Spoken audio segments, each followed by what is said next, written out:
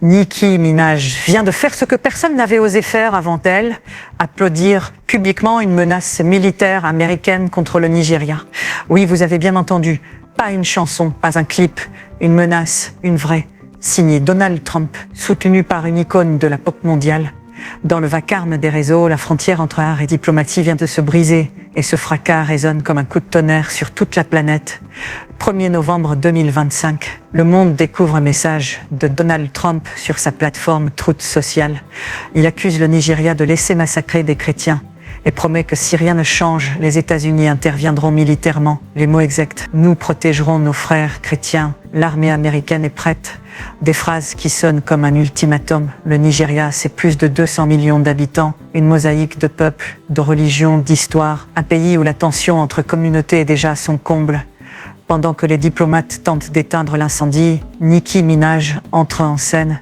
Elle écrit « Je remercie Donald Trump d'avoir eu le courage de parler pour les chrétiens. Personne ne devrait être visé pour sa foi. » Et là, c'est l'explosion. En moins de 24 heures, son message devient viral. 30, 40, 50 millions de vues. Le nom Nigeria grimpe dans les tendances mondiales.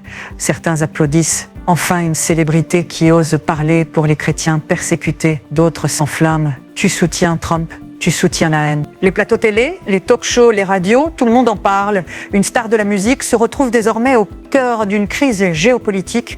Au Nigeria, le gouvernement réagit immédiatement. Nous rejetons toute accusation de génocide religieux. Le ministère des Affaires étrangères parle de provocation américaine, d'ingérence déguisée sous prétexte humanitaire.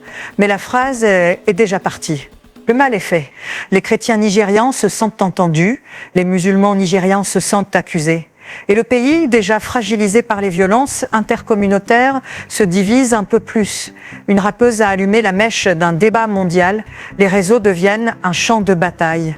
Sur X, TikTok, Instagram, les hashtags Nicki Minaj, Trump, Nigeria explosent. Les tweets se transforment en insultes, les insultes en menaces, la polémique devient personnelle. Nicki affirme qu'on tente de la faire taire, qu'on veut la punir pour ses convictions. Elle évoque même des interventions policières chez elle. Le ton monte encore. Derrière ce vacarme, il y a des chiffres, des faits, des enjeux colossaux. Premièrement, la géopolitique. Le Nigeria, c'est le cœur énergétique de l'Afrique de l'Ouest, premier producteur de pétrole du continent, un pays clé dans la lutte contre le terrorisme. Alors, quand un président américain parle d'intervention militaire, le monde retient son souffle. Deuxièmement, la religion. Le Nigeria est partagé presque à égalité entre chrétiens et musulmans. Les violences ne sont pas nouvelles, mais les politiser, c'est dangereux, car chaque mot devient une étincelle dans un baril de poudre. Troisièmement, la communication. Nicki Minaj, avec 200 millions d'abonnés, a plus de portée que la plupart des médias nationaux. Un seul message d'elle peut renverser l'équilibre émotionnel d'un continent. Et aujourd'hui, elle a choisi un camp.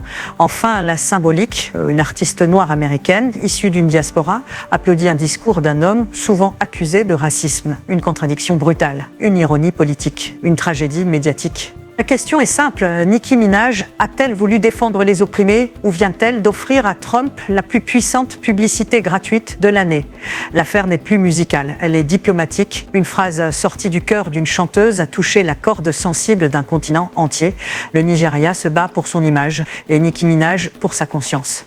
Mais la vérité, c'est que dans ce jeu d'influence mondiale, aucune des trois parties ne contrôle vraiment ce qui se passe. Un poste devient un incendie, une opinion devient une menace, et le monde observe, hypnotisé, ce mélange explosif de foi, de célébrité et de puissance militaire. Ce n'est plus un débat, c'est une guerre d'émotions, d'ego et de croyances. Et à ce stade, personne ne sait qui gagnera. C'était Monde Plus, l'actualité mondiale sans filtre. Abonne-toi pour plus de vidéos d'actualité.